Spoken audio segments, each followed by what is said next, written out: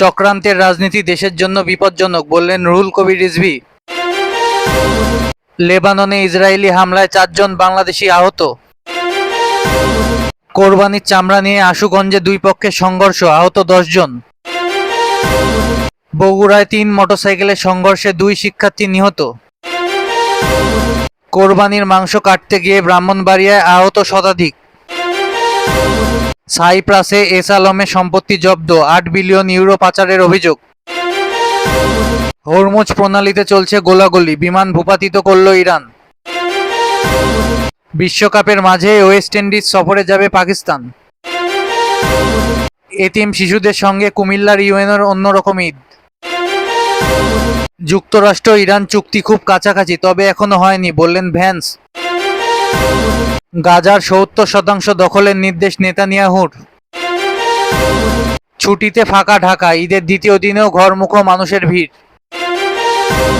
6 জন নবজাতকের মৃত্যুর ঘটনায় 8 দিন হাসপাতালের গাফলতি ছিল।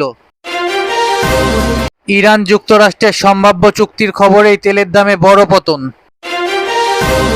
আর্জেন্টিনার চূড়ান্ত বিশ্বকাপ দলে তারকার ছড়াছড়ি। ঠাকুরগাঁও বিশ্ববিদ্যালয়ে নিয়োগে স্বজনপ্রীতির সুযোগ নেই, বললেন মির্জা ফখরুল। ভারত থেকে আমদানিতে নিষেধাজ্ঞা জাপানের। বিশ্বকাপের আগে যুক্তরাষ্ট্র সফরে আর্জেন্টিনার আরেকটি দল।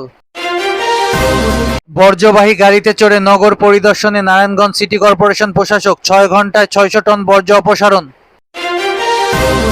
8 ঘন্টায় কোরবানির বর্জ্য অপসারণে রাজশাহী সিটি কর্পোরেশনের অনন্য দৃষ্টান্ত।